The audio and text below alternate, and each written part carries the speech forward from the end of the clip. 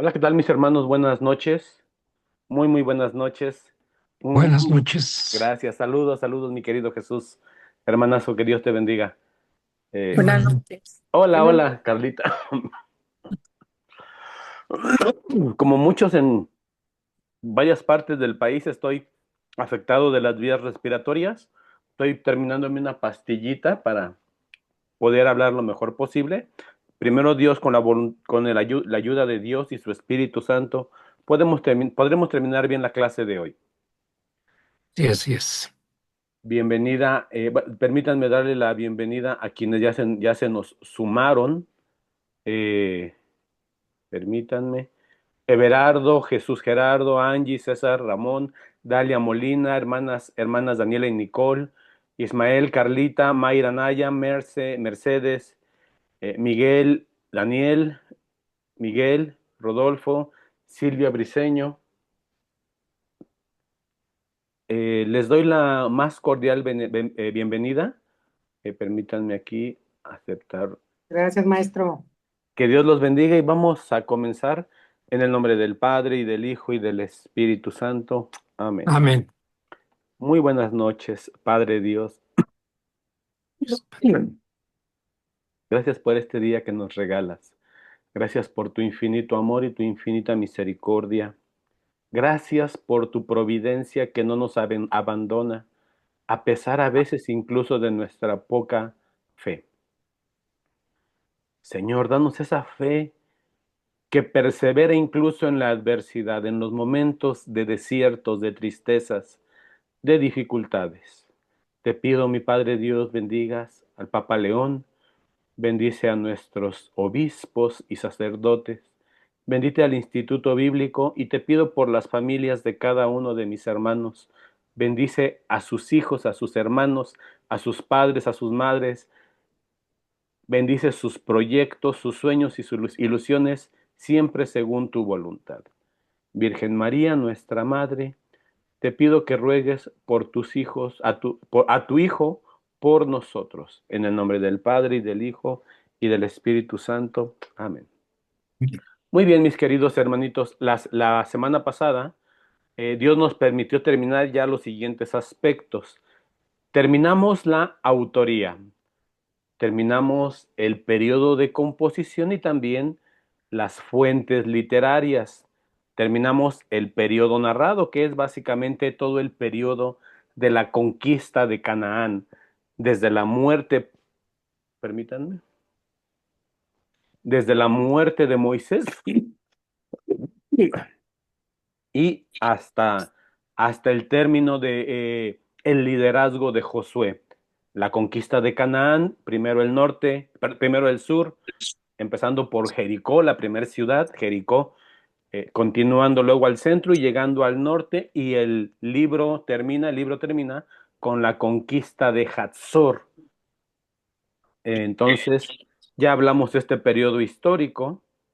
Eh, Solo creo que ya habíamos hablado un poquito de esto, era para darles un contexto permítanme, de cómo eran las ciudades de ese tiempo. Hoy día, hablando de la conquista de Hatzor, les comentaba la semana pasada, tenemos ideas muy claras en base a los registros arqueológicos de más o menos cómo era la ciudad de Hazor. Era un tel, se llamaba Tel Hazor. ¿Recuerdan que les dije que era un tel? Un tel Sí, es la una, loma. es una lomita, a veces natural, a veces artificial. El objetivo de un tel, bueno, tiene dos funciones. El primero es estratégico militar. Si te quieren conquistar, el enemigo tiene que subir y tú le disparas desde arriba para abajo flechas. Es más fácil defenderte. Estas ciudades típicamente son amuralladas, pero además tiene eh, otra importancia teológica. No solamente el pueblo de Dios, que así lo hizo, sino también los pueblos paganos pensaban que entre más alto estuvieras, más cercano estabas a la divinidad. Por esta razón y por otras más, la ciudad de Jerusalén se estableció años después en una montaña, para nosotros sería algo así casi como un cerro. La zona montañosa no es tan elevada como otras zonas montañosas de nuestro planeta, pero es una zona elevada, la zona montañosa en Jerusalén, por la región alta. Bueno, muy bien. Solo para darles una idea de cómo era la situación que tuvo que enfrentar Josué y el pueblo de Dios en Jericó, eh, les diré que, bueno, estas son las ruinas arqueológicas de Tel Hazor, la última ciudad conquistada en Canaán, según el libro de Josué. Aquí se ven los restos arqueológicos de Hazor. Es interesante, muy, muy interesante, porque la Sagrada Escritura, Josué, describe que, el libro describe que Hazor fue quemada hasta sus cimientos. Y la arqueología ha demostrado que en el periodo que la Biblia narra, la destrucción de Hazor, se han encontrado ladrillos derretidos. Ustedes saben que para derretir un ladrillo es sumamente difícil, porque el ladrillo por sí solo tolera enormes temperaturas. De hecho, es el material permítanme, del que se fabrican los hornos. No recuerdo en este momento el dato exacto, pero un ladrillo se funde, creo que a más de 2500 grados. Es decir, la ciudad ardió en llamas. Y ahí están las ruinas arqueológicas de Hatzor, la última ciudad conquistada por los israelitas, comandados, liderados por Josué. Allá hay una maqueta que se encuentra en el Museo de Antigüedades de Jerusalén. Es una maqueta que describe más o menos cómo pudo haber sido la ciudad. Para que se hagan una idea, permítanme aquí admitir. Esta era quizás la ciudad más grande de toda la región de Canaán. Se estima que debieron haber vivido ahí unas 15,000 personas. 15,000 personas es más o menos, poco más o menos, la cantidad de gente que vive en una parroquia nuestra hoy día, en una ciudad importante como Guadalajara. Entonces, para que se den una idea, 15,000 personas es más o menos los de una o dos colonias actuales. También para que se den una idea, ¿cuál fue? A ver, chicos, recuérdenme, ¿cuál fue la primera ciudad conquistada por Josué inmediatamente después de atravesar el río Jordán? ¿La recuerdan? La primera. Jericó, Jericó. Jericó. Bueno, Jericó se estima que debió haber tenido alrededor de en su esplendor máximo, 2,000 personas. Entonces, comparada con Hatzor, pues era una ciudad más bien pequeña. También está en una lomita. Cuando puedan, revisen imágenes en internet sobre la zona arqueológica de Jericó. eh, a, diferen a, diferencia de Hazor, Jericó tiene menos restos arqueológicos. Parece ser que presenta más dificultad para los arqueólogos, pero aún así es un testimonio importante del proceso histórico de la conquista de Canaán. Ahora, imaginen, si una ciudad como Jericó hubiese tenido unas 2,000 personas, ¿de, ¿de qué tamaño hubiera sido su ejército? Bueno, pues unas 400 personas. No creo que hoy día un ejército de 400 personas nos impactara demasiado. Tan solo recuerden ustedes las batallas que hubo ya se los platiqué, eh, en la alianza de los tlaxcaltecas y los españoles contra los mexicas. Los mexicas tenían un ejército de casi 150,000 soldados. Los tlaxcaltecas con los españoles juntaban cerca de 90,000. O sea, la batalla de Jericó debe haber sido, como lo dije en aquel tiempo, a nuestros ojos, apenas una pequeña escaramuza de unas 800 personas quizás en total. Bueno, a diferencia de Hatzor, si Hatzor tendría cerca de 15,000, bueno, podríamos pensar que unos 1,500, el 10%, cuando muchos serían soldados. Y aún así, según la narración bíblica, Josué logró conquistar Hatzor. Muy bien.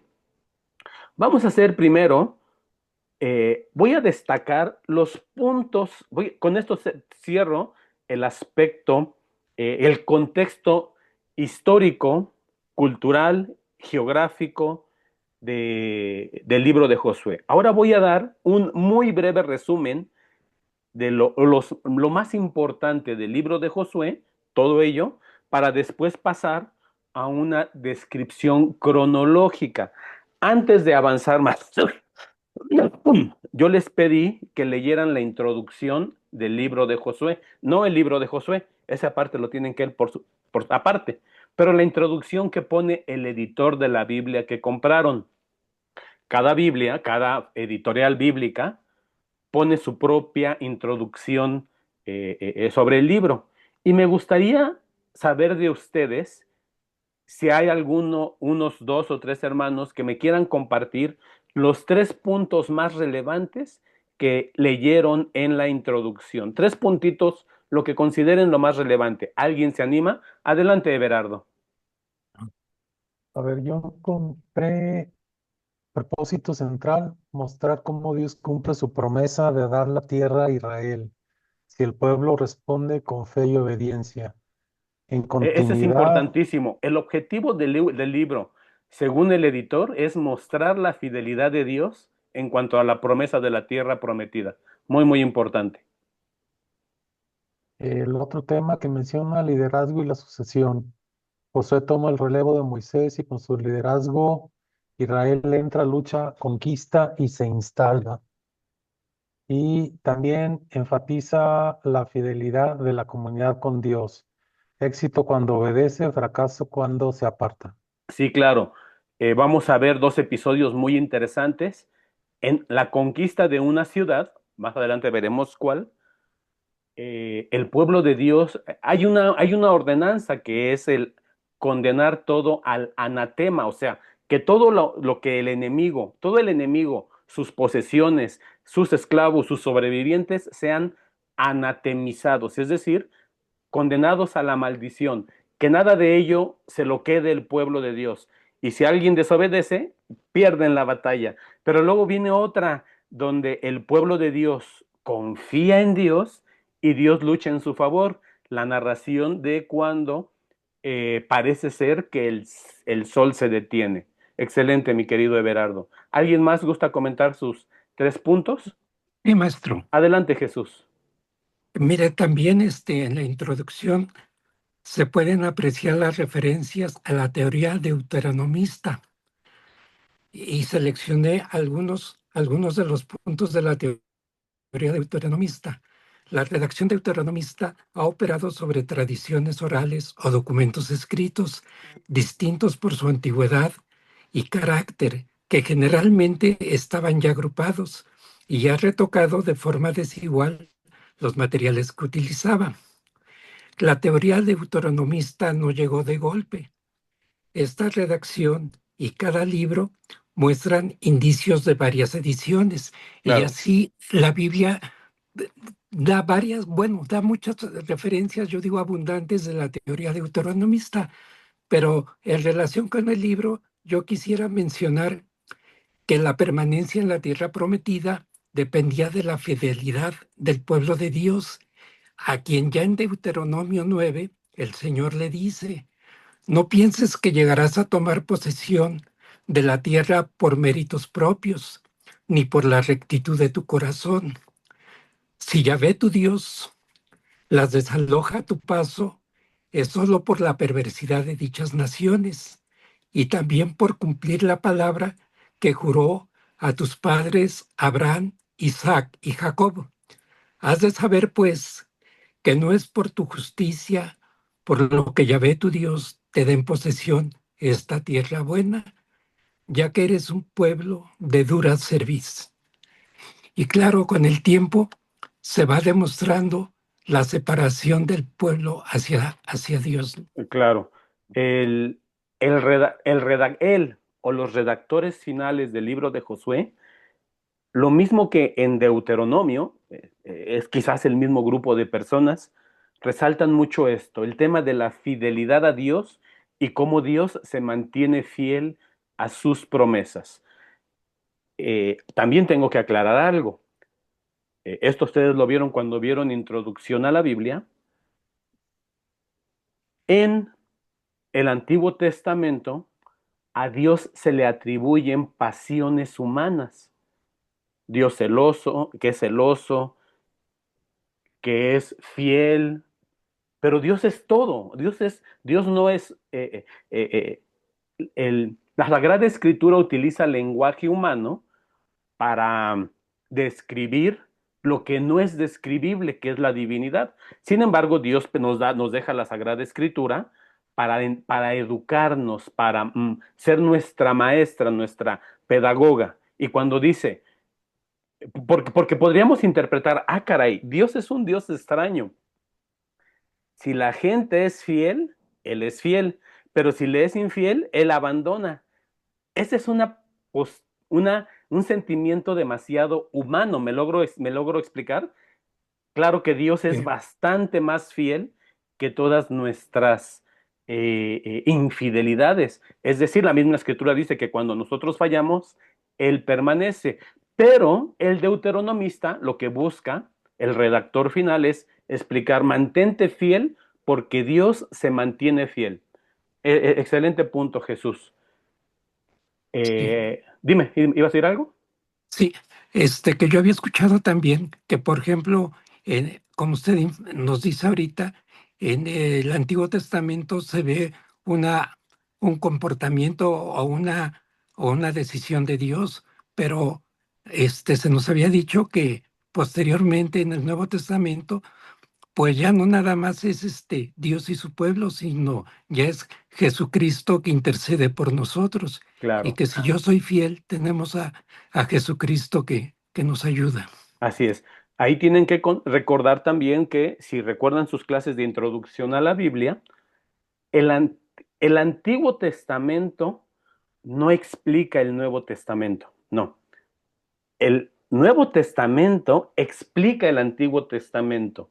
El Nuevo Testamento es la plenitud. El Antiguo Testamento es la figura o la prefigura. El Antiguo Testamento nos da sombra, el Nuevo Testamento nos da la plenitud. En el Antiguo Testamento, Dios es un Dios celoso, un Dios colérico, a veces un Dios amoroso, pero un Dios que puede faltar a sus promesas si tú faltas a sus promesas. En el Nuevo Testamento, Jesucristo nos dice, no, Dios es un Padre, Padre amoroso. Bueno, excelente, mi querido Jesús. Eh, Pues, ¿Alguien más quiere aportarnos algún comentario? Si nadie tiene la mano levantada, yo muestro. Adelante, César. Eh, de principio, pues, las tres se dividen en tres partes, pues, ¿verdad? El libro. La conquista, el reparto y como su último discurso. Como así en general, así entiendo que se divide en esas Así tres es, partes. efectivamente. Su fin de su jefatura, pues, y el discurso. Así que dice aquí, ese sería uno. Otro también que me llamó la atención es el capítulo, por ahí como el capítulo 23 presenta. La conquista la presenta pues como de un solo golpe dirigida por Josué y la compara así como en el capítulo uno con jueces, es un poco diferente, en el que entran las tribus, como quien dice, por su parte, cada una pues, por su parte, no dirigidas por Josué, y a veces son derrotadas. Así es. Entonces, esos dos puntos me llamaron la atención. Eso es muy interesante Y, porque si bien, y hay otro pues adelante, también, adelante. donde dice que ya había unas tribus. Ya había unas tribus ahí que posiblemente no bajaron a Egipto, por ejemplo, Zabulón, Isaacar, Aser, y ya después ya se juntaron ya cuando llegó Josué con las demás. Claro. Esa, Por ahí esa, también está esa ese ya punto. es. Y eh, final, eh, Perdón, adelante, sí. Esa ya es Oh, ya pues, para finalizar, pues. arqueología bíblica para adultos mayores. Es decir, la composición Mm. exacta de las tribus, es cierto, eso es una teoría de los arqueólogos, que la tribu de Zabulón en realidad nunca fue a Egipto, siempre se mantuvo ahí. Esa es solamente una propuesta arqueológica. Otra es, por ejemplo, que la tribu de Dan en realidad se conformó en parte importante por mercenarios filisteos que fueron contratados por los danitas para pelear sus batallas. Otra también por ahí evidencia arqueológica es que la tribu de Leví también en parte fue moldeada e influenciada e integrada incluso por sacerdotes egipcios del templo de Amón. Entonces, el redactor final de Josué nos narra una historia aplanada, ya planchada, lisita, cronológica, batalla tras batalla. Vamos ganando, de repente una derrota por no serle fiel, pero luego ganamos. Y la historia puede ser que haya sido un poco más compleja. Imaginen la ciudad más pequeña, la primera, Jericó, socialmente hablando eran mucho más evolucionados que los israelitas. Ellos ya tenían una ciudad con murallas, con templo, tenían templos, tenían leyes, tenían estructura social. Los israelitas eran apenas tribus beduinas nómadas, eran, digamos, más salvajes. Algunos piensan que el proceso histórico fue menos rápido, más gradual, donde poco a poco se van insertando. De hecho, ahorita vamos a ver, cuando empecemos con Josué, que el proceso pudo haber sido más gradual, más lento, a veces violento, pero otras veces más bien asimilándose las sociedades. Los beduinos migrando a las ciudades hasta que eventualmente las dominan, y no de forma violenta. Pero el redactor final, inspirado por Dios, nos quiere dar una enseñanza de varios aspectos de la promesa de Dios, ¿correcto? Muy bien, vamos a continuar entonces, vamos a dar yo les llamé los highlights o lo que debemos resaltar del libro de Josué. Esto ya se los mandé. Primero, Josué capítulo 1 nos narra el nombramiento de Josué como sucesor de Moisés. Capítulo 1 también y capítulo 2 tiene una narración muy interesante. Los espías exploradores de Josué que entraron a Jericó, a conocer Jericó y tener información de inteligencia para poder conquistar la ciudad. Segundo, el cruce milagroso del río Jordán, donde Dios permite de manera quizás similar al paso por el Mar Rojo, en este caso el río Jordán, que pasen con sus pies secos. Capítulo 6, la primer conquista en Canaán, la ciudad de Jericó. Capítulo 7, una primer derrota que eventualmente va a ser otra victoria en la ciudad de Ahí. Esto debido a que robaron el botín consagrado, que había sido consagrado al anatema, es decir, que Dios había dicho que no se tomara. Por ahí del capítulo 9 o 10, se narra una alianza muy extraña, muy misteriosa, en base a mentiras de ciudadanos gabaonitas que engañan a Josué, pero que el engaño les sirve para que Josué no los eliminen. Eventualmente ellos quedan como sirvientes, los gabaonitas quedan como sirvientes del pueblo de Dios y como servidores en el santuario de Israel, que acuérdense, para este momento el santuario no es un edificio, es una tienda de campaña o una carpa móvil, por supuesto con la mayor elegancia y dignidad que el pueblo podía proveer, pero no es un templo, todavía no, un santuario movible, los mástiles, el techo de madera, la lona, todo se carga.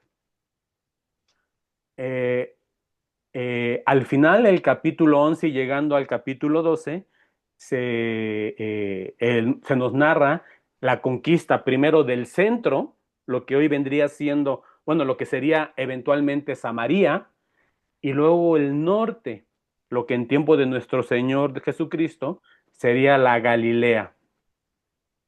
Eh, y a partir de ahí, el capítulo 13 al 24 nos narra el proceso del reparto de la tierra, proceso que fue también, al menos incluso narrado en el libro de Josué, muy doloroso. ¿Por qué? Primero porque los que ya, las tribus que ya tenían tierra, aún faltando por conquistar más territorio de Canaán, las que ya tenían, a las que ya se les había dado su parte, ya no querían pelear con sus hermanos, los dejaron abandonados, digamos. Eh, este es un proceso doloroso para el pueblo de Dios que narra un poco el individualismo, la división y también la postura interesada, ¿no? Cuando me necesito de ti somos hermanos y cuando no necesito de ti, si te vi ni me acuerdo. Muy bien. Quiero mostrarles un mapa que describe en términos generales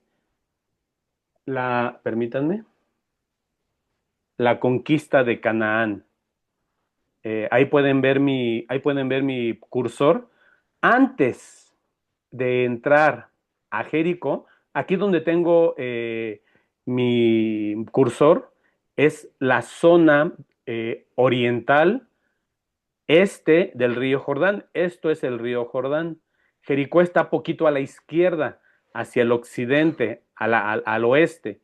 Antes de eso, aunque el libro de Josué no es muy descriptivo en eso, Josué conquistó una parte importante de la ala oeste. Pero el libro de Josué nos empieza a narrar desde aquí, de Jericó.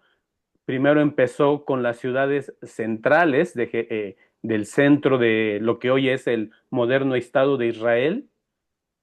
Descendió a las ciudades-estados del sur y ya en el capítulo 11 y 12 se narra la conquista de la parte norte, terminando con la parte central, terminando con la conquista de la ciudad de Hatzor. Empezamos con Jericó, terminamos con Hatzor. Hasta antes de que continúe, ¿algún comentario aquí, mis hermanitos? Ok, avanzamos. Ahora sí, voy a intentar ser un poquito más detallado. Vamos a entrar a una descripción cronológica. Capítulo 1. Josué envía expedicionarios a Jericó para obtener información de inteligencia para lograr la conquista. A mí me llama mucho la atención, si ya leyeron, eh, eh, según describe el libro de Josué, estos expedicionarios entraron por las puertas de la muralla, es decir, por la puerta que se abría en el día, que era muy grande, de la muralla, y que se cerraba en la noche por temas de seguridad.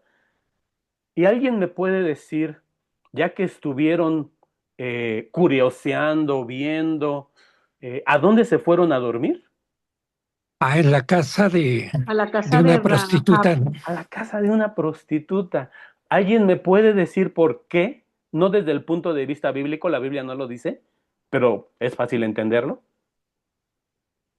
¿Por qué? probablemente, Sí, adelante, Mm, Jesús. que probablemente ya la conocían de antes, ¿no? Esa es una De, posibilidad, pero hay otra más práctica.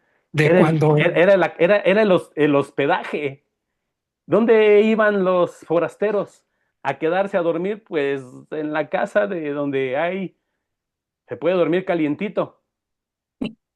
Era una casa de paso, era un hotel de paso, digámoslo así.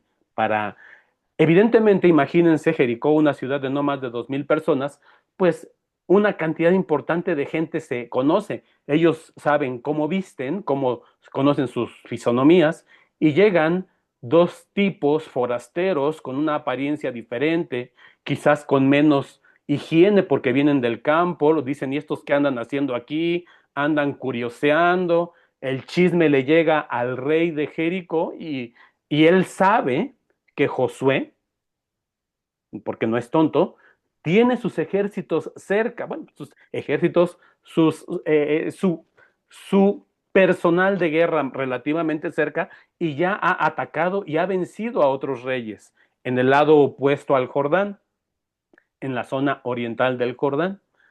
Entonces inmediatamente se preocupa, él entiende que están espiando porque los que siguen en la lista de Josué son ellos. Entonces, no es de extrañar que se hayan quedado en esa casa de paso, en ese hotelito de paso, la casa de Rahab. ¿Hasta aquí algún comentario? No. ¿Ustedes dónde se hubieran quedado si hubieran sido ustedes los expedicionarios, los espías? De hecho, lo interesante es que no sé si recuerdan de su lectura, cuando el rey de Jericó manda por ellos a que se los lleven, Rahab los esconde y le dice una mentira. No, le dice, ellos se fueron desde hace rato, desde antes de que cerraran las puertas de la muralla, ellos ya se habían ido, cosa que evidentemente fue falsa, ¿no? Rahab tendrá una participación importante en el linaje de nuestro Señor Jesucristo. Rahab es un ancestro de nuestro Señor Jesucristo. Muy interesante la teología de por qué Dios ha decidido incluir en el linaje de nuestro Señor Jesucristo, en sus ancestros, sangre pagana y además dedicada a un trabajo que era considerado impuro. Eso tendrá mucho que ver con la teología en el Nuevo Testamento. No voy a profundizar en eso aquí. Bueno, en el capítulo 5 sucede algo muy interesante. Antes de comenzar la conquista de Jericó, Josué renueva el pacto. ¿Cuál pacto? Bueno, el pacto del Sinaí. Oye, ¿y por qué lo tiene que renovar? Bueno, si ustedes recuerdan, ¿qué pasó con todos los mayores que desconfiaron de Dios y que corrieron la misma suerte que Moisés? ¿Qué pasó con No ellos? entraron, No no entraron a la entraron. tierra prometida. Exactamente, no entraron a la tierra prometida, y toda esa gente, todos esos hombres y sus mujeres eran circuncidados, o sea, las mujeres no eran circuncidadas, pero pertenecían a la alianza por tener un papá circuncidado, un esposo circuncidado, o que sobreviviera algún hijo circuncidado. Entonces, todos los que nacieron jovencitos, los más jóvenes en el desierto, que nacieron en el desierto, no estaban circuncidados.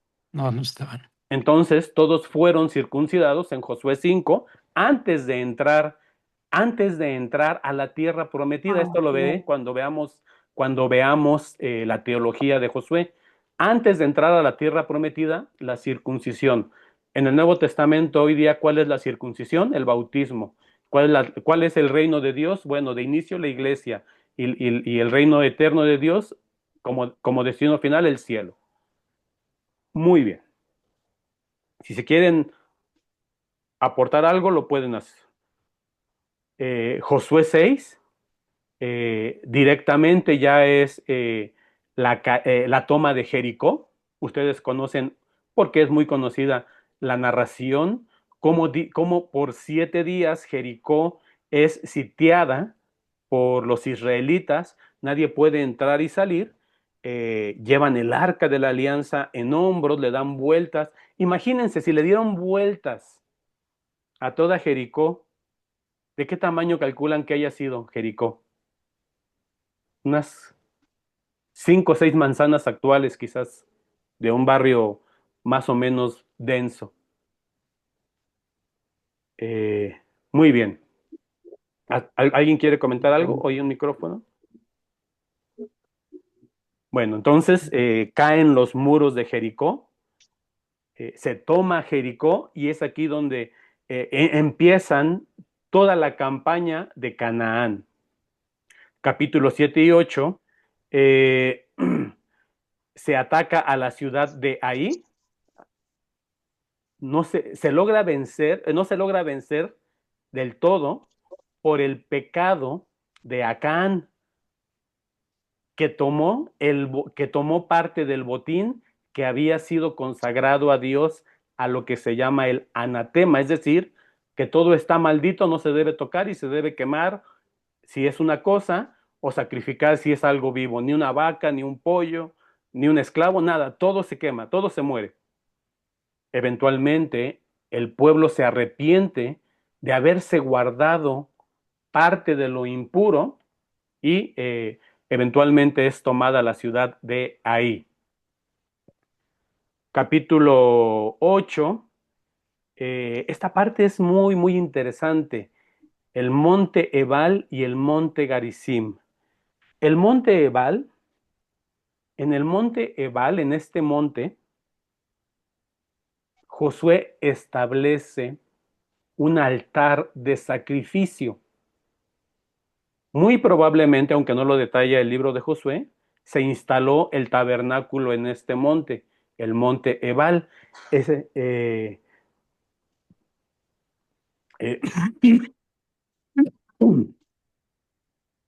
y podría ser que haya sido, quizás, no lo sabemos, el primer lugar que se consideró un monte santo. Digo, monte santo en el sentido de poner el tabernáculo, porque ustedes saben que antes ya había habido otros montes santos, como el monte Sinaí. Ahí no estuvo el tabernáculo, perdón, Gloria.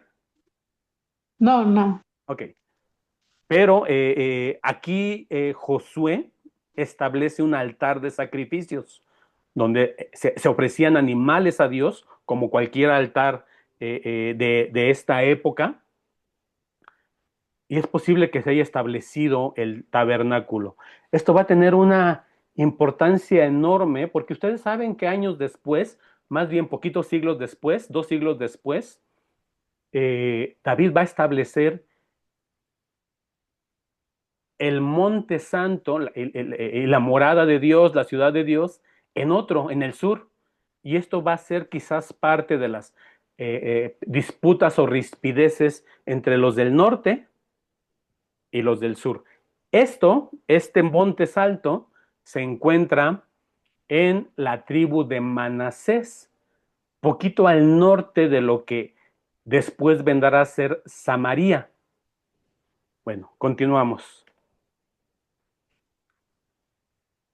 De hecho, este monte santo está en el lugar que dice ahí Gabaón, la alianza de Gabaón. La alianza de Gabaón es una alianza que establece Moisés con estos habitantes gabaonitas. Los gabaonitas, no les voy a decir el detalle, pero a través de engaños logran evitar que Josué los arrase por completo. Pero por la mentira que hicieron, ellos quedan como esclavos, no sé si sea la palabra exacta, pero quizás como siervos del pueblo, de la gente, y además como servidores en el templo. Dice la Sagrada Escritura que transportaban el agua para el santuario, la madera para el santuario, etcétera, etcétera, etcétera. Lo interesante aquí también es que aquí en Gabaón, eso lo veremos hasta el final del libro, se establece la capital del país. Parece ser que esta es la primer capital. Y si ustedes recuerdan, en el monte Ebal, que está muy, muy cerquita, estuvo un altar de sacrificios y quizás el primer santuario, lo cual hace pensar que la zona de Gabaón y Ebal, que son relativamente cercanas a no más de 4 kilómetros de distancia, era lo que se consideraba en ese tiempo la primer ciudad santa y el centro del culto. Esto va a hacer que al paso de los siglos, los del norte digan, no, el templo de Dios, el santuario no es Jerusalén, es acá. Aquí fue donde estuvo por primera vez. Por supuesto, los del sur, la tribu de Judá, la tribu de David, tendrán sus razones para decir, no, es acá. Pero esos serán problemas que se presentarán después. Luego viene la batalla de Gabaón, donde parece ser, más bien, se describe que Dios provee el tiempo suficiente para que el pueblo gane la batalla deteniendo el sol. Me voy a brincar un poquito. Capítulo 10 habla resúmenes de las. Me voy a brincar hasta la última línea. Resumen del capítulo 10 hace un pequeño resumen de las conquistas del centro y el sur de lo que hoy es el moderno Estado de Israel, incluso batallas contra los filisteos. Ahí dice hasta Gaza. Es bien interesante. Josué no logró conquistar a los filisteos. De hecho, tendremos que esperar hasta el rey David para tener una victoria importante y contundente contra los filisteos, que eran parte de las diversas tribus cananeas. La verdad es que David tampoco logró terminar con los filisteos. Los filisteos fueron eliminados completamente poco más de 600 años después, pero por no por el pueblo de Dios, Nabucodonosor, sino por por los Babilonia. babilonios, efectivamente, Sí. los babilonios, por Nabucodonosor. Antes de tomar Jerusalén, primero arrasaron con Filistea. Adelante, Everardo. ¿Los filisteos serían los palestinos de hoy?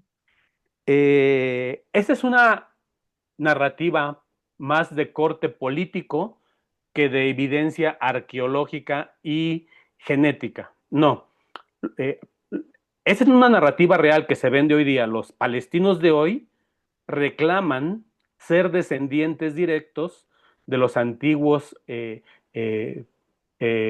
filisteos o fenicios. La realidad es que los filisteos desaparecieron del mapa completamente en las campañas militares de Nabucodonosor. No quedó nada.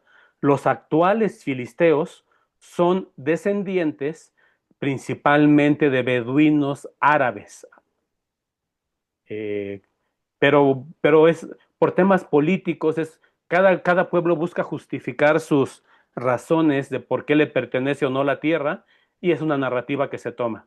Adelante, Silvia.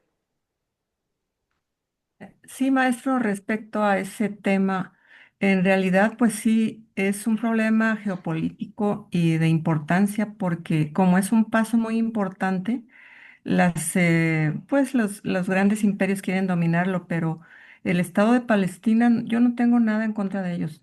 Nunca existió, lo que existió fueron todas estas tribus que usted nos está mencionando y que estamos viendo, pero en aquella época no había estados, eran ciudades organizadas nada más.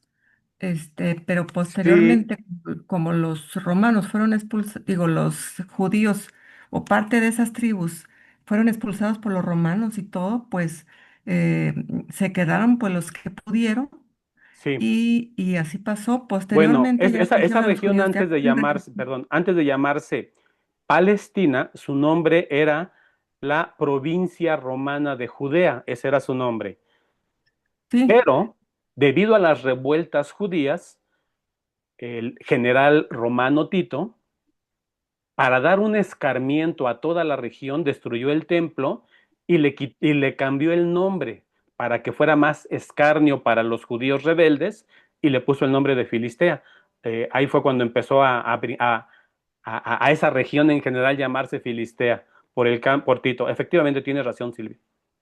sí, y hasta que ya porque fueron varias conquistas, hasta que ya los árabes conquistaron ahí toda esa región, pues ya se hicieron musulmanes y hubo permiso. Es que es una historia, una Sí, bueno, madera. también recuerden que esa región, toda esa región, después de después del Imperio Bizantino, fue cristiana, toda esa región, y no se hizo musulmán esa región, sino hasta pocas décadas después de que inició el Islam a fines del siglo VII.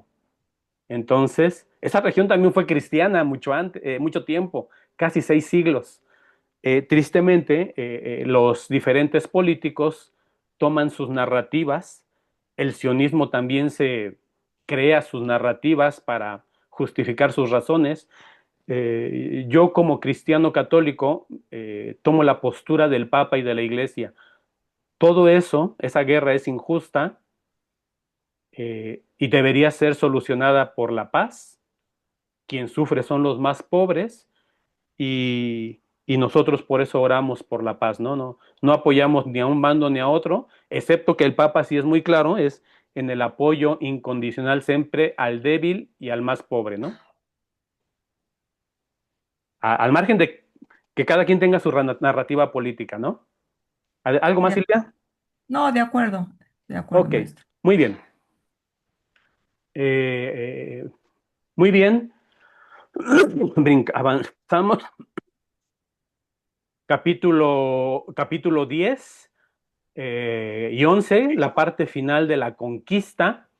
Cae la ciudad de Hatzor, esta de la que les he hablado. Hay evidencia arqueológica abundante de este evento. Y capítulo 12 hay un pequeño resumen de las ciudades conquistadas por Josué.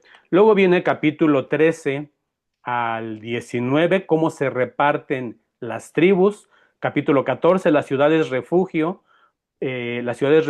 para que establecía el libro del Levítico para gente que por alguna razón es desterrada del pueblo de Dios, criminales, leprosos, etcétera, varias razones.